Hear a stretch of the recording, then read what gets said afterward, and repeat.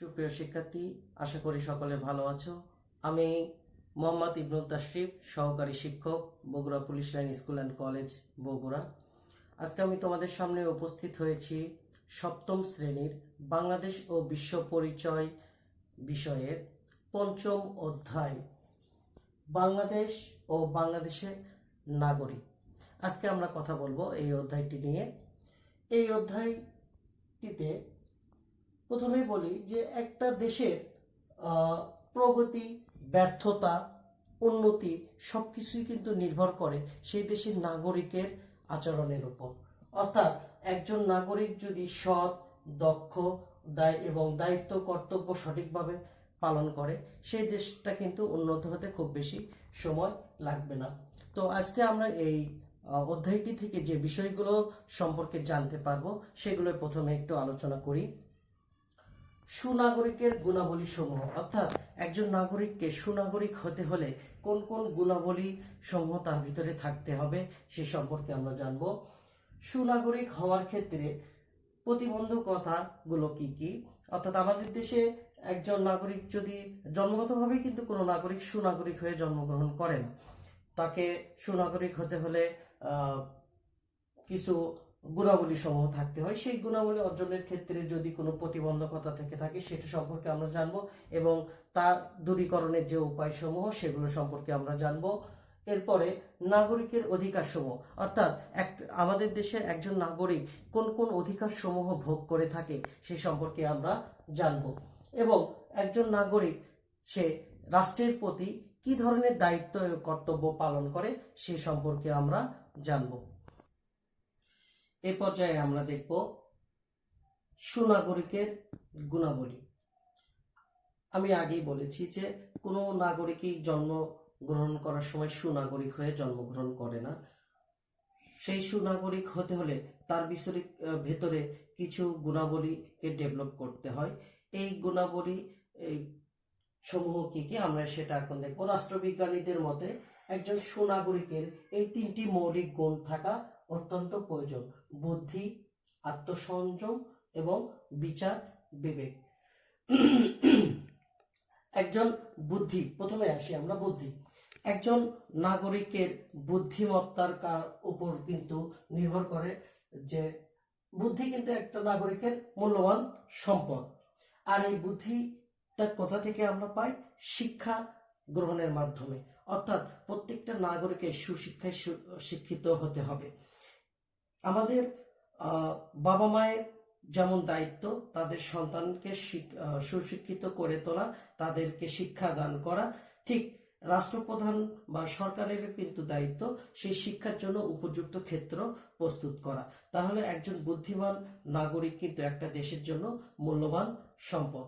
যদি তার বুদ্ধি না থাকে তাহলে কিন্তু সে কখনোই সঠিক সিদ্ধান্ত নিতে পারবে না, দেশের প্রতি সে আনুগত্য প্রকাশ করতে পারবে না, সে বিবেকহীনের মতো আচরণ করবে। তাই প্রতিটা সুনাগরিকের বুদ্ধি থাকতে হবে। এরপরে আত্মসংযম। আত্মসংযম এটা অত্যন্ত গুরুত্বপূর্ণ একটা বিষয়। এই আত্মসংযম যদি থাকে তাহলে যে কোনো মানুষ চাইলেই কিন্তু দুর্নীতিতে জড়িয়ে পড়তে পারবে না, পক্ষপাত দুষ্ট হবে না, সে অন্যায় কাজ থেকে বিরত রাখবে, লোভ লালসা থেকে দূরে থাকবে। তাই আত্মসংযমটা একজন সুনাগরিকের অনেক বড় একটি গুণাবলী। এরপরে শুধুমাত্র বুদ্ধি এবং আত্মসংযম থাকলেই হবে না, বিচার বিবেকও থাকতে হবে। একজন নাগরিক কোনো কাজ করার আগে যদি এভাবে চিন্তা করে কাজটি ভালো না মন্দ, সে যদি এভাবে বিচার বা বিবেক দিয়ে যদি অনুধাবন করে তাহলে কিন্তু সে সুনাগরিকে পরিণত হবে। এই বিচার বিবেক, আত্মসংযম এবং বুদ্ধি ছাড়াও একজন সুনাগরিকের আরো কিছু গুণাবলী থাকে। সেটা হচ্ছে যে তাকে কিন্তু দেশের আইন শৃঙ্খলা মানতে হবে, তারপরে তার ভিতরে অন্যায়ের প্রতিবাদ করার ক্ষমতা থাকতে হবে, তারপরে দেশের শাসন ব্যবস্থা সম্পর্কে একজন সুনাগরিকের জ্ঞান থাকা অত্যন্ত জরুরি। তার দৃঢ় মনোবল থাকতে হবে, আত্মবিশ্বাসী হতে হবে, দেশপ্রেম থাকতে হবে। এই সবগুলো গুণাবলী মিলেই কিন্তু একজন নাগরিক সুনাগরিকে পরিণত হতে পারে। এ পর্যায়ে আমরা দেখব একজন নাগরিক সুনাগরিক হওয়ার ক্ষেত্রে যে প্রতিবন্ধকতাগুলো কাজ করে সেই প্রতিবন্ধকতা সমূহ গুলো কি কি। প্রথমে আছে নির্লিপ্ততা, ব্যক্তি স্বার্থপরায়ণতা, দলীয় মনোভাব, অজ্ঞতা, নিরক্ষরতা, ধর্মান্ধতা, দাম্ভিকতা, সাম্প্রদায়িকতা, অর্থনৈতিক অনগ্রসরতা। নির্লিপ্ততা কি জিনিস? কোনো কাজের প্রতি উদাসীনতাটাকেই বলা হচ্ছে নির্লিপ্ততা। কেমন এটা? যে কোনো রাষ্ট্রীয় কাজে অংশগ্রহণ না করা, কোনো সমাজসেবামূলক কাজে অংশগ্রহণ না করা, অলসতা করা, এই এই জিনিসগুলোকে বলা হয় নির্লিপ্ততা। আর এইটা তৈরি হয় কিসের থেকে? এটা তৈরি হওয়ার পিছনে আমাদের যেটা হচ্ছে নিরক্ষরতা, উপযুক্ত শিক্ষার অভাব, অলসতা, দারিদ্র এবং কাজে অনীহা থেকে কিন্তু এই নির্লিপ্ততা তৈরি হয়। এটার ফলে একজন নাগরিক সুনাগরিকে পরিণত হতে পারে না। এরপরে ব্যক্তি স্বার্থপরায়ণতা। দেশের স্বার্থের চেয়ে নিজের স্বার্থকে যখন কোনো ব্যক্তি খুব বড় করে দেখে তখন কিন্তু সে সুনাগরিক হয়ে উঠতে পারে না।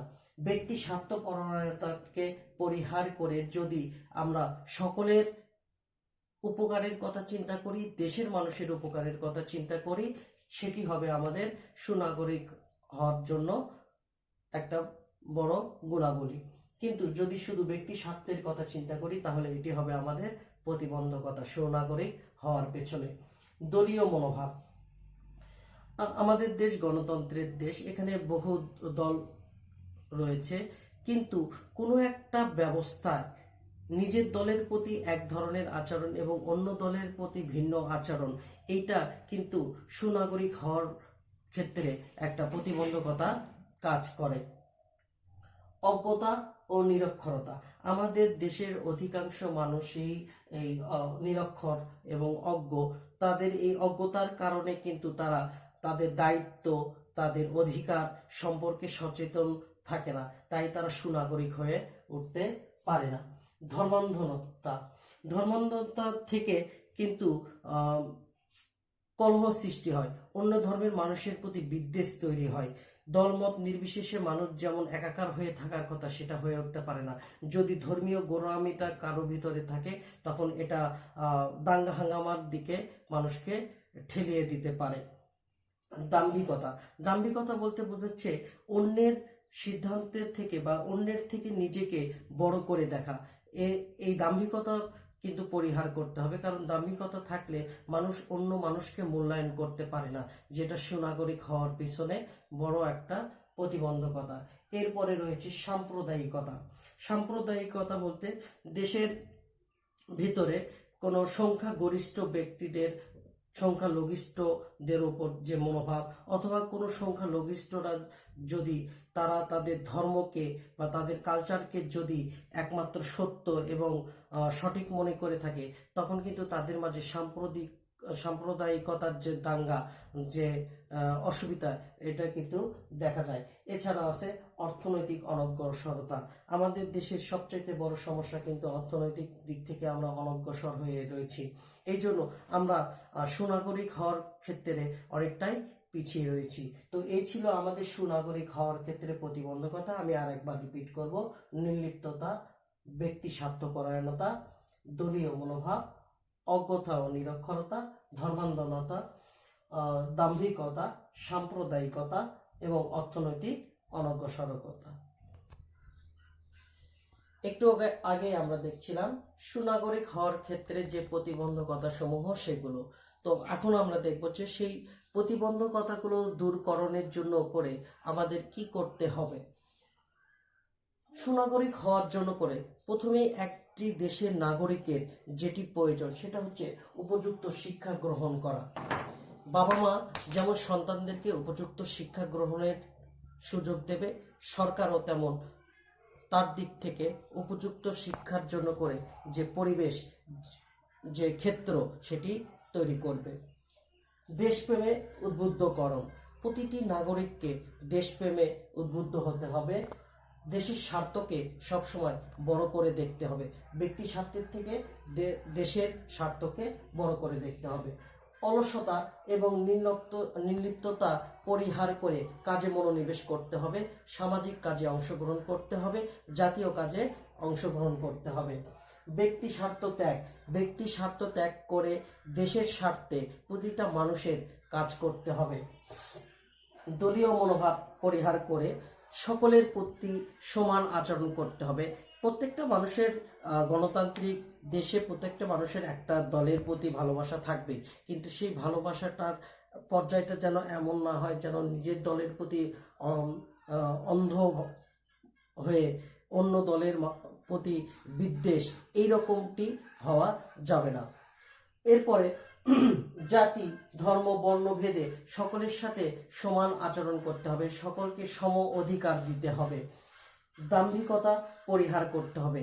নিজের মতামতটা প্রতিষ্ঠিত হওয়ার পাশাপাশি অন্যের মতামতকে গুরুত্ব দিতে হবে। নিজের ভিতর থেকে অহংকারটা ঝেড়ে ফেলতে হবে এবং অর্থনৈতিক অনগ্রসরতা দূর করতে হবে। তো আমরা যদি এই কাজগুলো করতে পারি বা আমাদের দেশে রাষ্ট্রীয়ভাবে এই কাজগুলো করা সম্ভব হয়ে থাকে, তাহলে কিন্তু আমাদের দেশের প্রতিটি নাগরিকই একদিন সুনাগরিকে পরিণত হবে। এই পর্যায়ে আমরা দেখব নাগরিকের অধিকার, অর্থাৎ একটা দেশের একজন নাগরিক জন্মগ্রহণ করার পরে সেই দেশের নাগরিক হিসেবে যে অধিকারগুলো ভোগ করে থাকে সেগুলোকে বলা হয় ওই নাগরিকের মৌলিক অধিকার। তো আমাদের দেশের সংবিধান অনুযায়ী একজন নাগরিক জন্মগ্রহণ সূত্রে এই দেশের নাগরিকত্ব অর্জন করে এবং সে কি কি অধিকারগুলো ভোগ করে থাকে সেগুলো এই পর্যায়ে আমরা দেখব। প্রথমে জীবন ধারণের অধিকার। একজন নাগরিক এখানে সুস্থভাবে বেঁচে থাকার জন্য করে খাদ্য, বস্ত্র, চিকিৎসার যে বেসিক নিড গুলো আছে বা যেগুলোকে আমরা মৌলিক অধিকার বলে থাকি, তার ভিতরে রয়েছে জীবন ধারণের অধিকার। এরপরে সম্পত্তির অধিকার। একজন নাগরিক কিন্তু দেশের দেশের নাগরিক হওয়ার সুবাদে সে কিন্তু তার নিজস্ব সম্পত্তি যে অর্জন করবে সেটার অধিকার তার কাছে থাকে। চলাফেরার অধিকার, অর্থাৎ স্বাধীনভাবে একজন নাগরিক চলাফেরা করতে পারবে, সেই অধিকারটুকু তার থাকবে। ধর্মচর্চার অধিকার। আমাদের দেশ মুসলিম প্রধান দেশ হলেও এখানে সব ধরনের অনুসারীগণেই বিদ্যমান আছে এবং প্রত্যেকেই কিন্তু তাদের ধর্ম স্বাধীনভাবে পালন করার অধিকার সংরক্ষণ করে। চুক্তি করার অধিকার। একটি স্বাধীন দেশের নাগরিক হিসেবে আমি বিভিন্ন ধরনের চুক্তি করতে পারি, ব্যবসা বাণিজ্যের চুক্তি করতে পারি, অন্য কোনো বৈধ যে কোনো চুক্তি করার অধিকার আমি রাখি। এর পর্যায়ে আছে চিন্তা ও বিবেকের অধিকার, অর্থাৎ আমি নিজস্ব চিন্তা ভাবনা, নিজস্ব বিবেকের মাধ্যমে কোনো ভালো মন্দ কাজ করার অধিকার রাখি।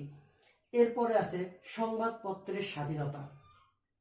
সংবাদপত্র একটি দেশের গুরুত্বপূর্ণ একটি মাধ্যম। এই সংবাদপত্রের মাধ্যমে কিন্তু আমরা জানতে পারি দেশের কোন প্রান্তে কি ঘটছে, এই সম্পর্কে কিন্তু আমরা জানতে পারি। এরপরে সভা সমিতির অধিকার। দেশের নাগরিক হওয়ার সুবাদে আমি কিন্তু যে কোনো ধরনের সভা সমিতি করার অধিকার সংরক্ষণ করে থাকি। তবে হ্যাঁ, এক্ষেত্রে একটি কথা রয়েছে, যদি সেই সভা সমিতির মাধ্যমে কোনো আইন শৃঙ্খলা পরিস্থিতির অবনতি ঘটে, এই ধরনের আশঙ্কা করা যায়, তখন কিন্তু সরকার চাইলে এটিকে সাময়িকভাবে রোধ করতে পারে। কিন্তু যদি সেখান থেকে কোনো আইন শৃঙ্খলা পরিস্থিতি খর্ব হওয়ার মতো কোনো ঘটনা না ঘটে, তাহলে কিন্তু অনুমতি সাপেক্ষে আমি যে কোনো সময় সভা সমিতির আয়োজন করতে পারি। পরিবার গঠনের অধিকার। প্রত্যেকটা ব্যক্তি নির্দিষ্ট বয়সে এসে, যেমন মেয়েদের ক্ষেত্রে নির্ধারিত বয়স রয়েছে 18 এবং ছেলেদের ক্ষেত্রে 21, এই পর্যায়ে এসে তারা কিন্তু বিবাহ বন্ধনে আবদ্ধ হয়ে পরিবার গঠনের অধিকার সংরক্ষণ করে। সাংস্কৃতিক ও ভাষার অধিকার। আমাদের দেশে বিভিন্ন জাতি বর্ণের মানুষ বাস করে, বিভিন্ন ক্ষুদ্র নৃগোষ্ঠী বাস করে, তাদের নিজস্ব কিন্তু ভাষাও রয়েছে এবং তাদের সংস্কৃতি রয়েছে। তারা কিন্তু তাদের সেই সংস্কৃতি এবং তাদের নিজস্ব ভাষা ব্যবহারের দিক থেকে কোনো বাধাপ্রাপ্ত হবে না। তারা সেই অধিকারটুকু সংরক্ষণ করে বা আঞ্চলিক যে ভাষাসমূহ এগুলো ব্যবহারের ক্ষেত্রে কিন্তু কাউকে বাধা প্রদান করা হয় না। এই অধিকারটুকু সবারই রয়েছে। কর্মলাভের অধিকার। আমি এই দেশের নাগরিক হিসেবে এই দেশে আমি আমার কিন্তু একটা কর্মসংস্থান প্রত্যাশা করি।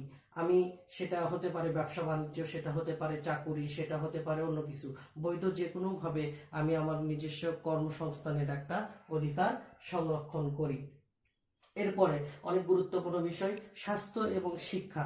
স্বাস্থ্য এবং শিক্ষা লাভের অধিকার কিন্তু আমি এই দেশের নাগরিক হিসেবে প্রত্যাশা করি এবং সরকার পক্ষ থেকে আমাকে এর জন্য উপযুক্ত ক্ষেত্র তারা প্রদান করবে। আইন মেনে চলার অধিকার। আমাদের দেশে প্রচলিত যে আইনটা রয়েছে সেই আইনটাকে আমি শ্রদ্ধা করে মেনে চলার, একজন নাগরিক মেনে চলবে, এটাই স্বাভাবিক। সেই অধিকারটুকু একজন নাগরিকের থাকে। এরপরে অর্থনৈতিক ও সামাজিক সুবিচার।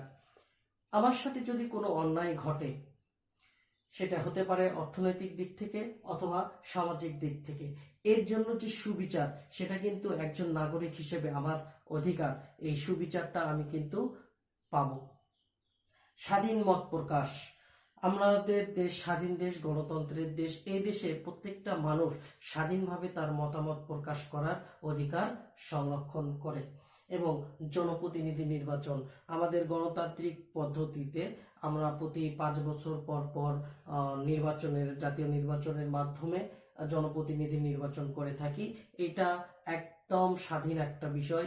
আমি যাকে খুশি তাকে আমার বুদ্ধি বিবেক দিয়ে ভোটাধিকার প্রয়োগের মাধ্যমে জনপ্রতিনিধি নির্বাচন করতে পারবো। তো আমরা মোটামুটি দেখলাম অনেকগুলো একজন নাগরিক অধিকার সংরক্ষণ করে থাকে।